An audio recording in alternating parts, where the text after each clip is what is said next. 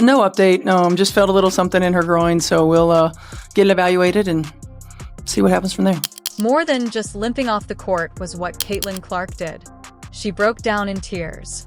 You would be quite wrong to think that this was just another game. To the end of the court, you can tell that she's in pain. You can tell that there's something wrong. She goes to the, what's it called, like stanchion or whatever, the thing that holds up the basketball hoop on the other end. She hits her head on it. She is fighting back tears and she walks straight over to the bench. Now, when she goes over to the bench, she starts crying. And I've honestly never seen Caitlin Clark cry on the court except when she lost the national championship game. She keeps it together no matter what is happening. But you could just tell that something happened on that play. And it was either the pain of it, it was either like, here we go again, it was frustration. There were more than simply the Connecticut Sun's injuries. The league, her coach, and her front office all had terrible failures. Do you want to know what really caused Caitlin Clark's pain? We are done, so let's analyze everything. Let's not pretend that something just happened. The warning signs were evident from the first day. What took place in the background? Instead of giving Caitlin Clark the rest she required when she sustained a quad injury during the preseason, what did they do? Send her back to Iowa for an exhibition match. Why? PR hype and ticket sales. It had nothing to do with health. It has to do with headlines. Then, during the season, she made matters worse. What happened? Yes, they did sit her for a bit, but she kept going back out there as soon as things became tough. Has anyone taken the time to ask her if she was ready? Or did they just force Caitlin Clark back into uniform after noticing financial indicators, according to her official statement? Following yet another rain jury, she is currently dealing with a groin issue. Is this the new normal for her career? Because the method they are treating her seems to be working for the Fever. I would like to see whether their team would actually stand up for their franchise player or if LeBron, Steph, or Luka would have to play through this. Player fallout and league reactions seemed like an innocent play. One of her specialty meals is a stylish backdoor dish that Clark invented. It was loved by the audience. She didn't come back right away, but it was classic Caitlin. She froze, grabbed her groin, took one step, two, and then leaned over. It was immediately clear that the energy had changed. As the camera panned, she was holding her hip tightly. There was no mistaking her expression. She made an effort to ignore it because she always did that. But she went. After that, I left. No high-fiving substitutes, no running. He hobbled straight to the stanchion with his head lowered. There is no drama or flipping, just plain suffering. I don't know about you, but I've never seen Caitlin Clark cry that much. After being shoved to the ground, her body was examined, and her face. What will happen to Caitlin Clark next? Bowed. But this is the most emotional thing she has ever done. So what does that mean? You know what's ridiculous? She has been subjected to everything by this league. Kennedy Carter checked her shoulder. Marina Barry attempted to flatten her. She has been hit in every game. She doesn't seem to be crying yet as she is being jumped in a parking lot. She stands up, takes off the contact, and goes on. But not tonight. Tonight was different. When Caitlin hit her face in the towel, it was more than simply agony. It was emotional, bodily, and mental exhaustion. You were able to see it. She finally reached her breaking point. It wasn't a hit either. It happened as a result of her body leaving her in that front desk. Everyone should be alarmed by fan reactions and social media meltdowns since it shows that they have been overextended when someone that tough finally gives up. For what reason? To escape the heat of July? To sell out a second game while traveling? What is the price? You don't run your superstar into the ground and expect her to stay silent indefinitely before to the All-Star break. What do you believe Clark was thinking as she sat there crying? Do you think she's starting to question everything? Just when you think things might get much worse, the referees show up. From the beginning, they let Connecticut to get away with murder. As he leaves each screen, Clark is being handged, grabbed, and held, and the whistle was not audible. By the third quarter, she was at her breaking point. You could see that she was shouting after every missed call. She then turns to the referee and screams, "Grow up," as the camera pans in during a review. Right up. Nothing but unfiltered annoyance. Conclusion. Is the WNBA in danger? Or anxiety? Is she at fault? Nothing is new about this. She has been the target of physical defense from the opening game. It was different tonight. She could no longer hide how angry she was.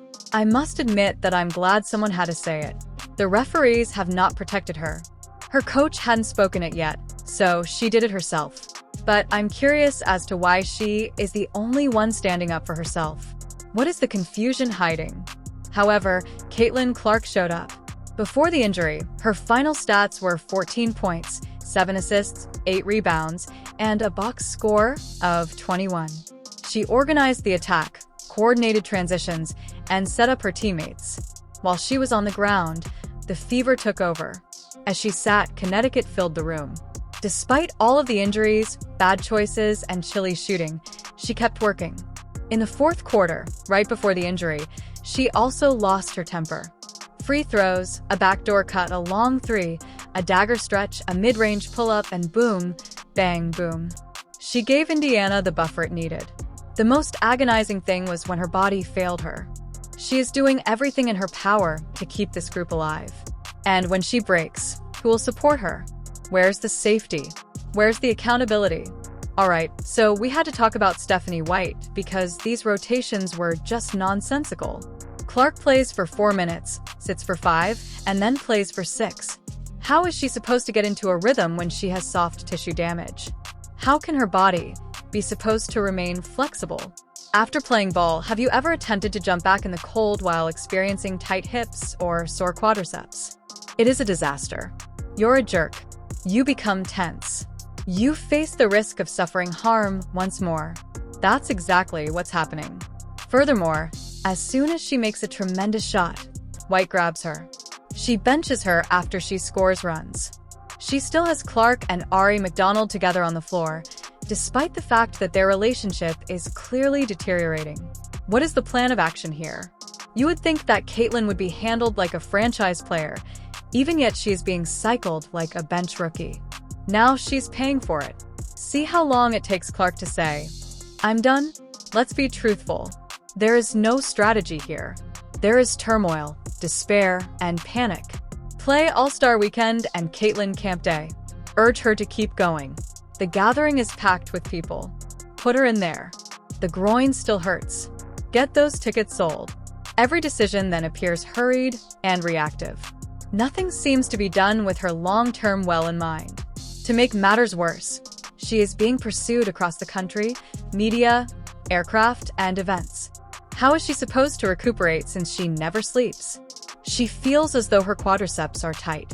Every night, she dresses like she's 100% even though she has a groin issue. Can a celebrity even be handled by the front desk? Or do they just presume she won't refuse? You do know what Stephanie White said after the game, don't you? There was something she felt in her crotch. We'll have it evaluated. Is that something you've heard before? Indeed, it should. They said the same thing when Clark had a quad issue a few weeks prior. Do you know what happened? She missed 10 days of school. Prior to then, the tale was the same. Every day, they claimed, and then she vanished again. When they repeat the same statement to us, how can we assume it's nothing serious? Let's be truthful. Caitlin Clark has consistently returned too soon. Additionally, her injuries only get worse with time. It's not bad luck. It's just bad management. This is what happens when injuries are treated more like a PR problem than a medical one. More is due to the supporters. Caitlin deserves better when your head coach reacts in a robotic way to deflect criticism instead of accepting accountability for the actual circumstances. She is more than just a player. She is the center of attention, the draw, and the reason for it. Moreover, we are also not receiving honesty if she is. Why is it so hard for them to just tell the truth? Do they genuinely want to protect her, or are they just trying to hide their own mistakes? Because they don't appear to be being cautious right now. They appear to be behaving carelessly. So, what do you think? Is Stephanie White being honest? Or is this just smoke to cover up yet another bad decision? Keep in mind that officially, this match was won by Indiana. The final score was 85-77. On paper, it looks solid. Kelsey Mitchell lost by 23 points. Natasha Howard dominated the artwork. Sophie Cunningham contributed vital minutes off the bench. When you look at the box score, everything seems to be in order, right? However, this is the issue. None of that means much at this time. Absolutely not. The only memory many have of this game is of Caitlin Clark hobbling off the court in pain, tears running down her cheeks. The final score won't stick in the minds of fans as long as that image. It should, to be honest. While winning is nice, how do you celebrate when your team's top player wins? In front of the world, the WNBA as a whole, to be honest, feels emotionally and physically distressed. How do you grin as you walk into the locker room when your leader is crying? Tonight should have been a celebration and a pre-vacation boost to self-esteem. Instead,